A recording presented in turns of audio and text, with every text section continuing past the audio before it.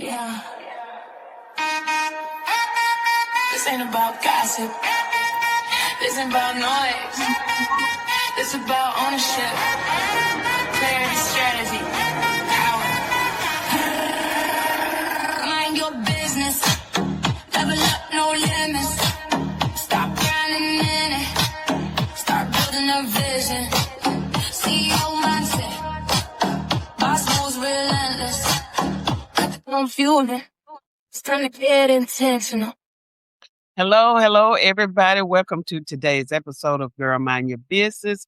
Today, I have a guest that you really want to hear from. She's an author, a mentor, a speaker, and encourager.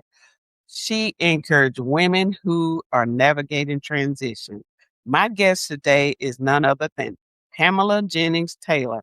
After 44 years of nursing, she decided to get out there and continue with her calling for help, healing, and encouragement. Let me bring her to the stage, Pam. Hello, good to see Hello, you. Pam.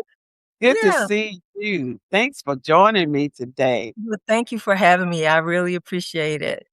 Yeah, I'm Good, excited to be here. good.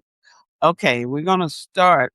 Just Okay. tell us, how you came up with the idea to encourage women just to step into their next season.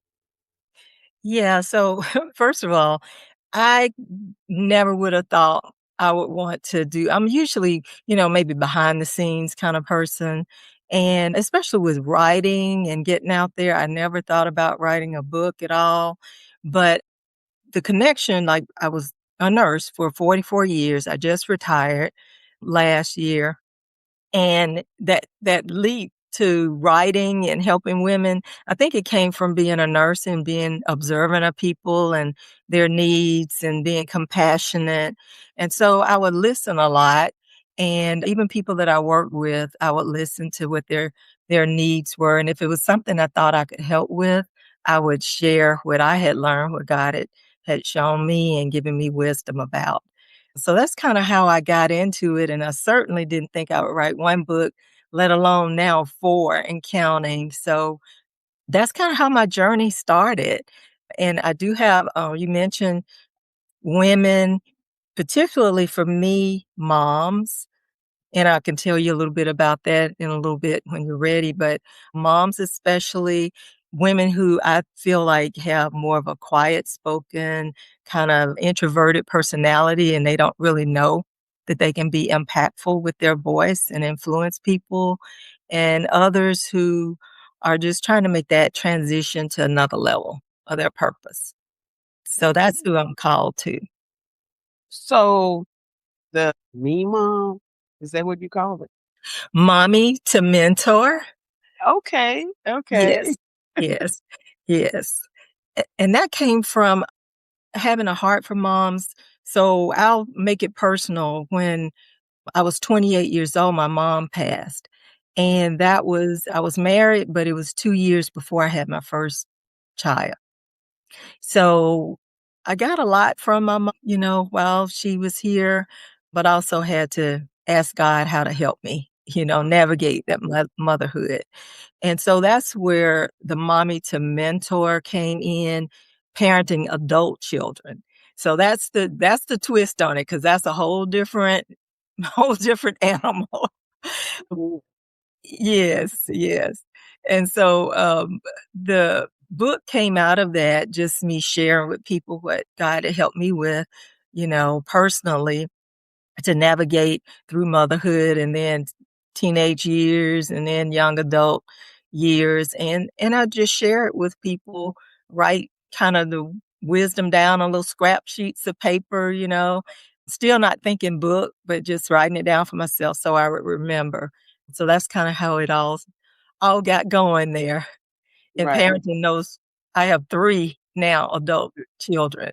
So I know. I'm personally in it. It's not I, what somebody told me, it's what I ooh, know. don't I Yes. know? I keep saying, like I told you earlier, I have books on the shelf that have not even been published. But Mhm. I I lost my mom 11 years ago, Mhm. and I found her. And people don't understand, when you lose your mom, and me and my mom were like besties. I Oh, can yes. say I have to go to a conference where she kept a suitcase packed. She was always Mhm. to go. And I asked her why. She said, I never know when you're gonna hit that road, so I'm gonna be ready. So, and I think about a lot of things, and frequently I'll say, well, my mom used to always say, because Mhm. for 30 years, it was always, "You gotta get this in your head."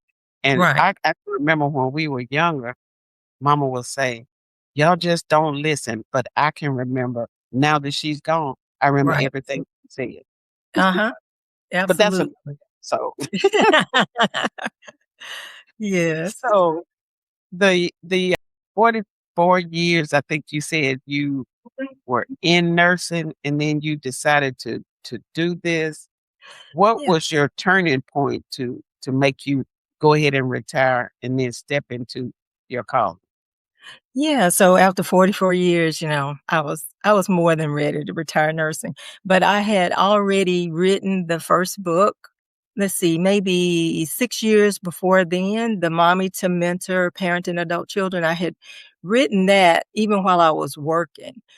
So what kind of prompted all of that was like I mentioned, I shared things with people. I write it down when God gave it to me. And then one day, I just kind of blurted out, kind of jokingly to my kids, and I was like, I should write a book. And what did I say that for? They started encouraging me. My husband was encouraging me. And guess what I did? I procrastinated. So I did not write a book, but I kept my notes. And then I went on a trip with some friends. There were 4 of us, and we went to Destin, Florida, and one of them had been there before to a church she had visited. So she was saying, "Well, maybe when we get there, we can go to that church that Friday." And I was like, "Okay." And they were having a prophetic service, Mm. and one of the ladies came I was talking to her, and she said, just real quietly, God said, "Why haven't you started writing?" And I was like, "What?" I was I was like, "Okay, God, I am here on vacation, okay?" And he said, "Why haven't you started writing?" So I took that to heart. I felt like maybe I should put something in writing to help more than just the people I'm talking to every day at work or family.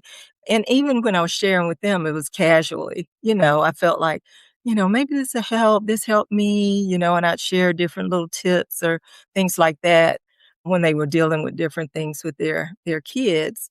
And so we came back home, I procrastinated a little more, and I thought, well, look, I've got to God is really kind of prompted me to do this. And so I knew I needed maybe a little more accountability, for that. So I'm in a prayer group. And so one of the prayer meetings after we had prayed and everything, I said, I'm going to blurt this out. I said, I'm writing a book because I knew they would hold me accountable. Right, right. One lady in particular, and I still tease her and tell her to this day, she was the one when I kinda told her about what I was thinking about it being about. I don't think it had a real title. She's like, "Oh, I'm so excited. I'm so excited about it." And then she started periodically asking me, "So, how's the book coming?" And I thought, "Oh, Lord." I Now you hadn't got started. So then I started intentionally writing. But I will say this, as far as writing a book, see, I had never written a book. So I thought people who wrote books started from the beginning. They went from chapter 1 all the way to the end, and that had me stuck. I was like, I can't do that. That's not how my thoughts are coming. So my oldest son, he really helped me, and I give him credit for this. He told me, he said, "Mom, don't try to make it a book. just Mm. right, just right. And so God started giving me, first of all, he only gave me the chapter names.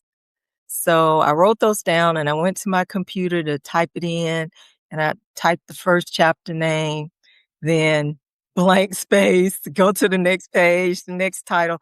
And so that happened first. And I think he was just waiting on me to start and then start giving me more and more to add to it.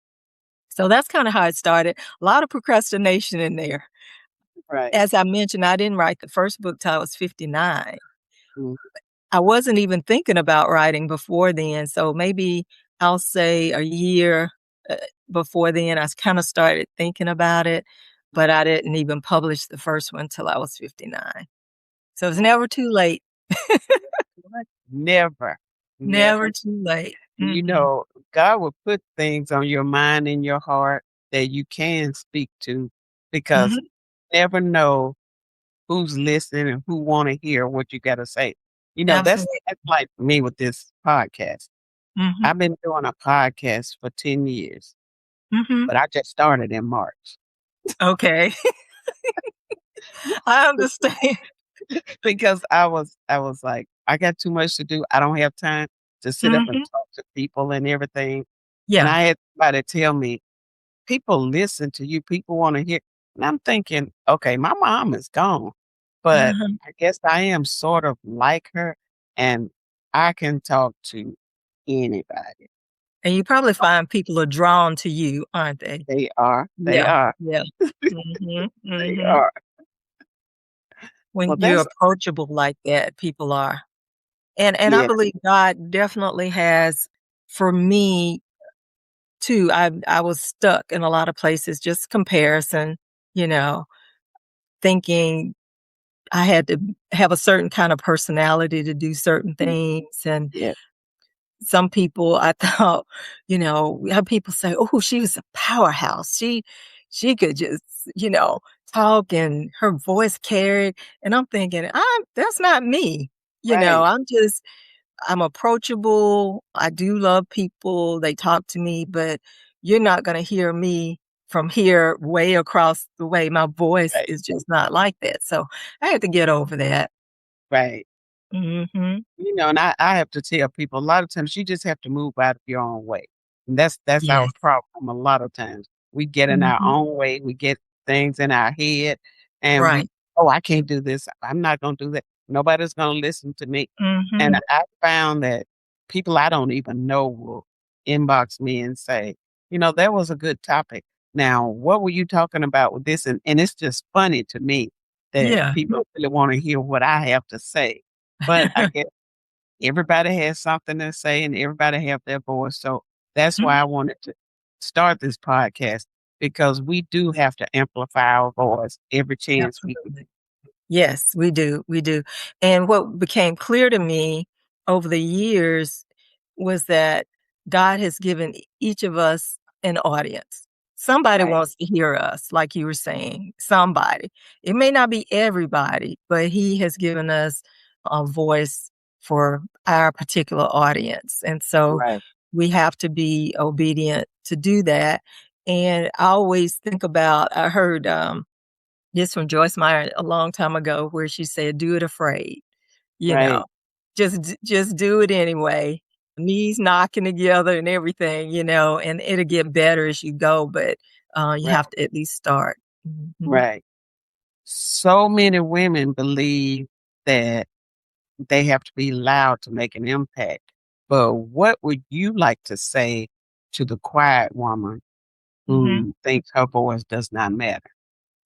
Right, and glad you're mentioning that because everything I write is related to me, things that God has helped me with, and so I see myself as having a more quiet, soft-spoken voice, not shy, I love people, but and a more introverted, which really just means that's how you recharge, you just need some space, and then, Right, you come back.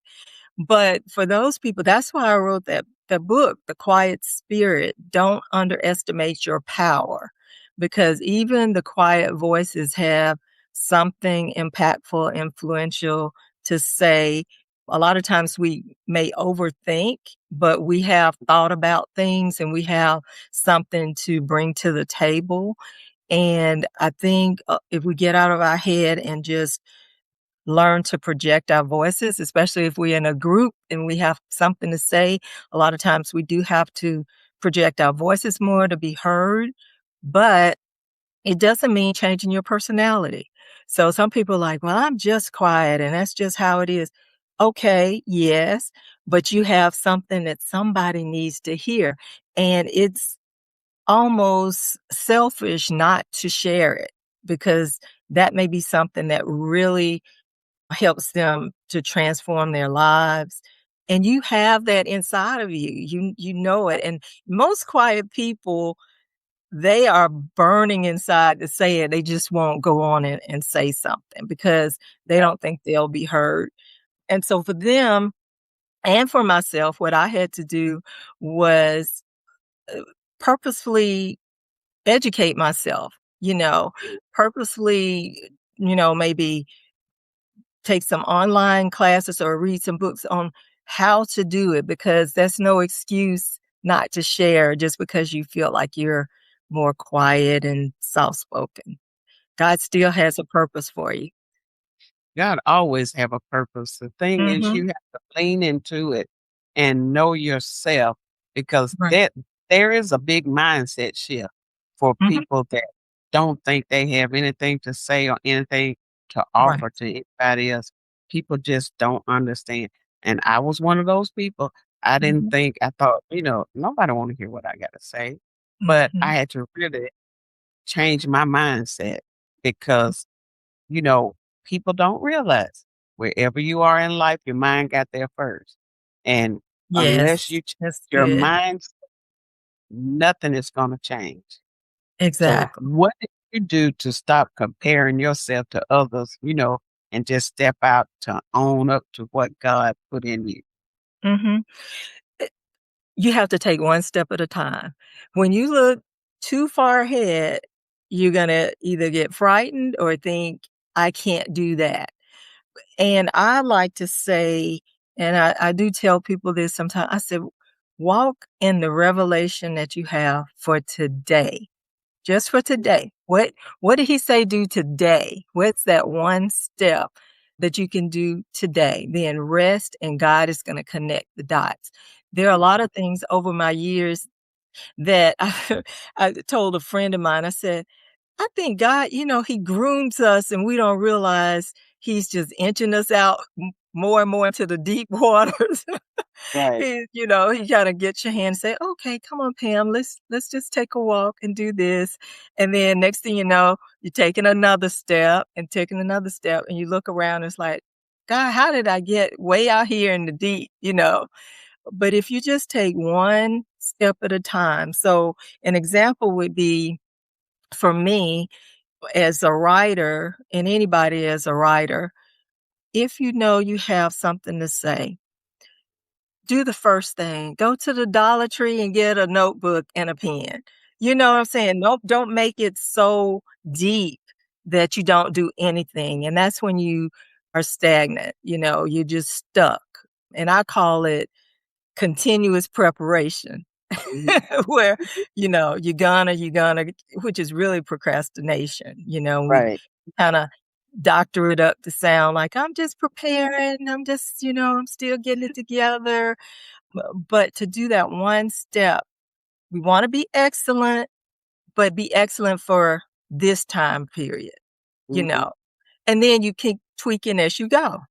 Right. Otherwise, if you keep trying to be perfect, you're not gonna ever step out. So No. that one step at a time is what really Right. helped me. And Mhm. if you don't ever start, you won't start. But You what won't gets me with people, they'll say, "Oh, I'm waiting on the Lord." He's already told you, so what are you exactly, waiting on now? He's gotta exactly. stand in front of you, but he just and then there's some people you just cannot help no matter what you do, you Yeah, cannot help them. And they you have have to to walk away and just let them deal with whatever it is. yeah, yeah, they have to want to. Right. And I think the thing that really propel me forward and really push me forward was that I knew God had something for me to say. So I think I heard a pastor say, I'm trying to think how he said it. It was like your personality has to submit to your purpose. So even though you think, "Oh, I'm just too quiet, I don't like to stand in front of crowds." Well, let's back up. Did he say stand in front of crowds, or did he say just share with the lady in the next cubicle? Right, We right, make it so big that we frighten ourselves, and God's like, "I just told you to share what I just told you to the lady next to your coworker." right, Um, and so we make it bigger and then we get too afraid and we get stuck.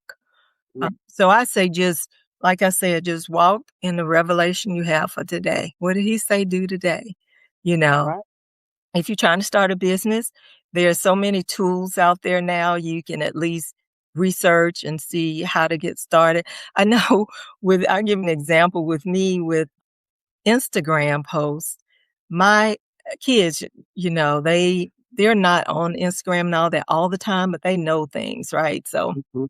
I told them, I said, "You were born for such a time as this to help me." Right. Right. So my daughter showed me something on Canva, and then after that, she said, "Okay, mom, you're just gonna have to, try and practice it and everything."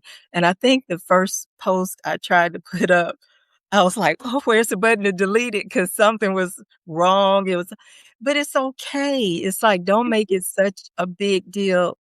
If you don't get it right, try again. Right. Try again. Mhm. That's true.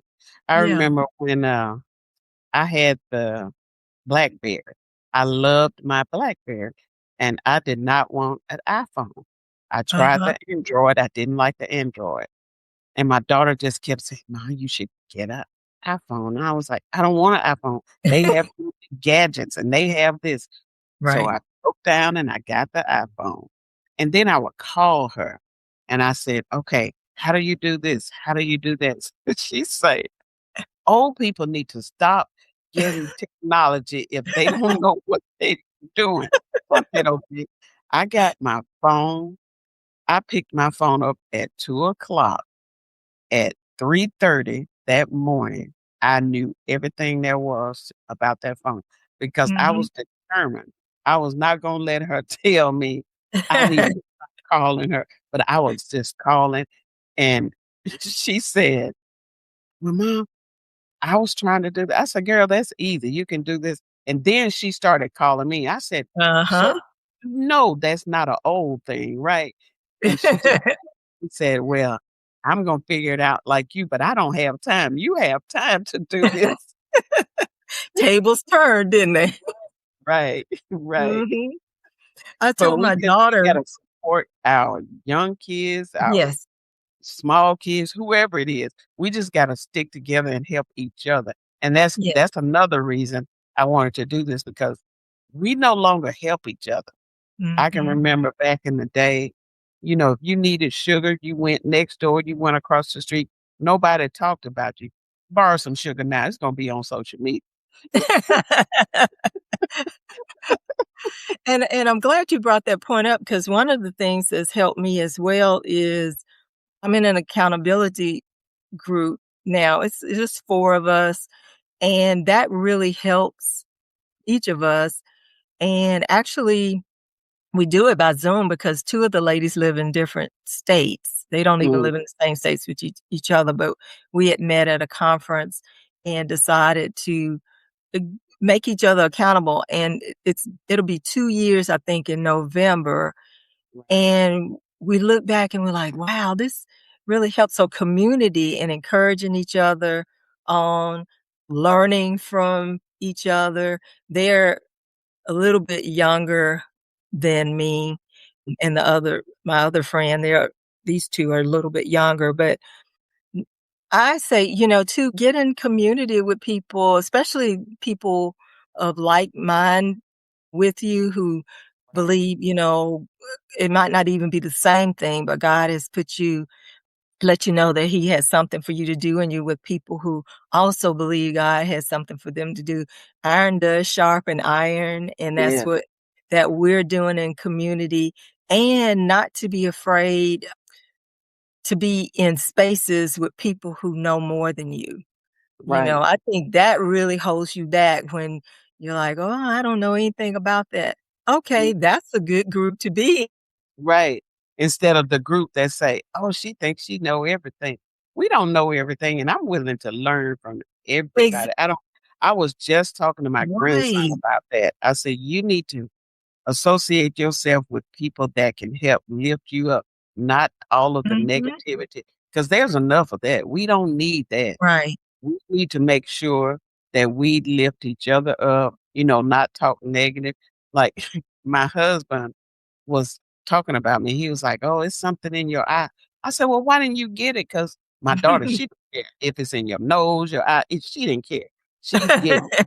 And he go, "I'm not sticking my hand up."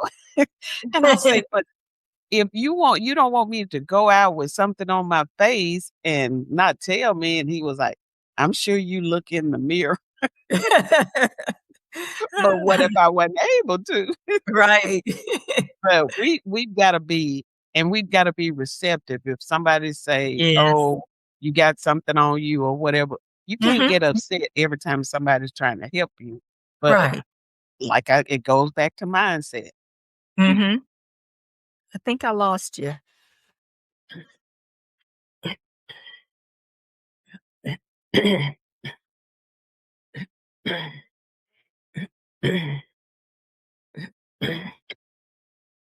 the camera. Okay, Pam.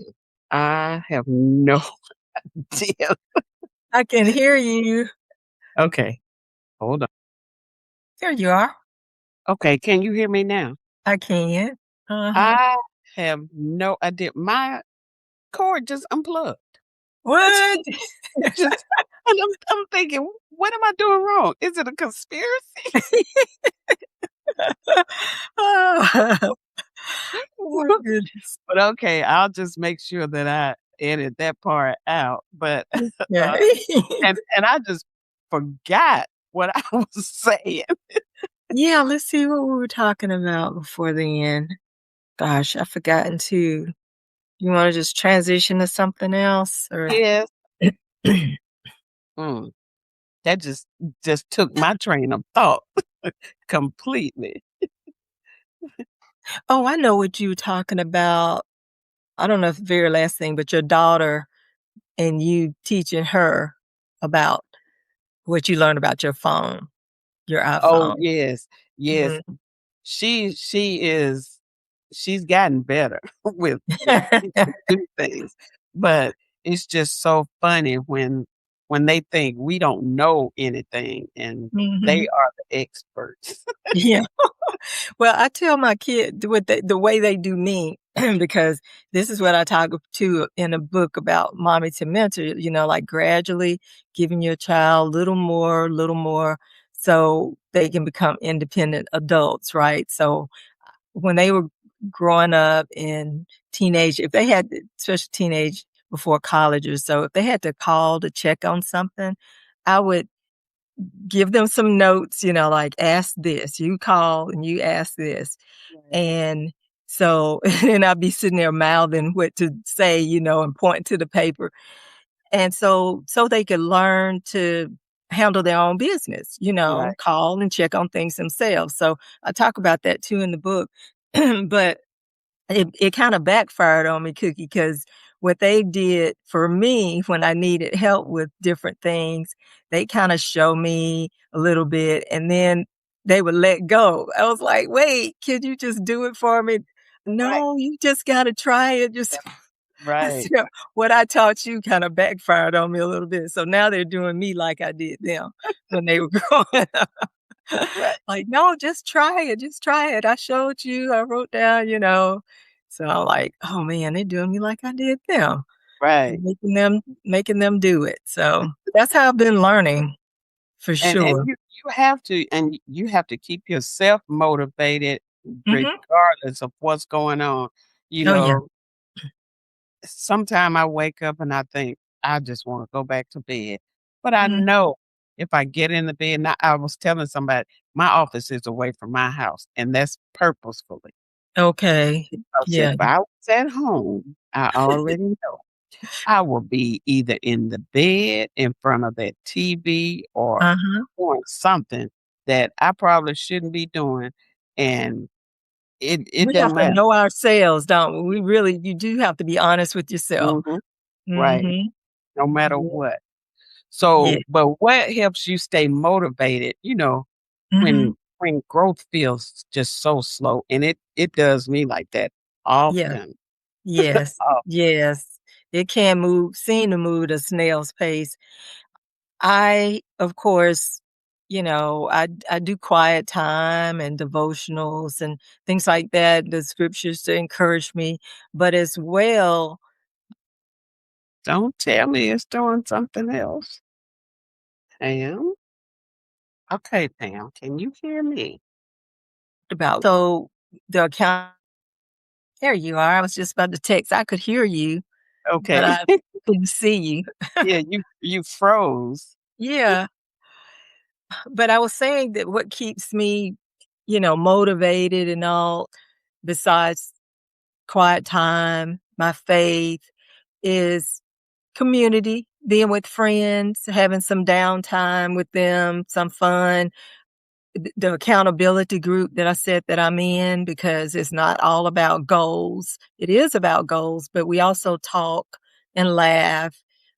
And we found that just by being around each other now and interacting, have goals for not just business like things, but also personal. So that kind of is encouraging when you have somebody cares about you as a person as well, Right, and that keeps you motivated to say, you can do this. So just being around the right people, right. is because if you choose the wrong people, your motivation is going down fast. Oh, yeah. Those who don't think that you can do it, or why are you doing this? You retired, you should not add anything else, just, those kinds of things. But those that understand that you believe you heard from God to do certain things and they're encouraging, that's motivation to me, and being around those people. So you have to definitely watch the noise that you hear in your own ear, the chatter from other places, and set those boundaries. Right, right. Well, Mhm. that's good. Okay, Pam, we are winding down. Okay. I just wanna thank you for joining me today, and I have really enjoyed speaking with you and listening to you talk about the mom and me, Mommy to mentor? mommy to mentor. Mhm. But we've gotta realize quiet time does not mean that you are powerless at Exactly. all. Ex Every woman has a voice that can be influenced, healed, guided, and educated. That's Never right. estimate the power of your voice. If Absolutely. today's episode, you got anything from it, like, share, comment, subscribe. I'm sure I'm going to have Pam back because we had some hiccups and we've got to get more in depth into another conversation. Thank you, Pam, for joining me. And I look forward to Okay, sounds thank joining me again. I look forward to it. Thank you so much for having me. I All enjoyed right. it. All Thank right. you. All Mhm, right. bye-bye.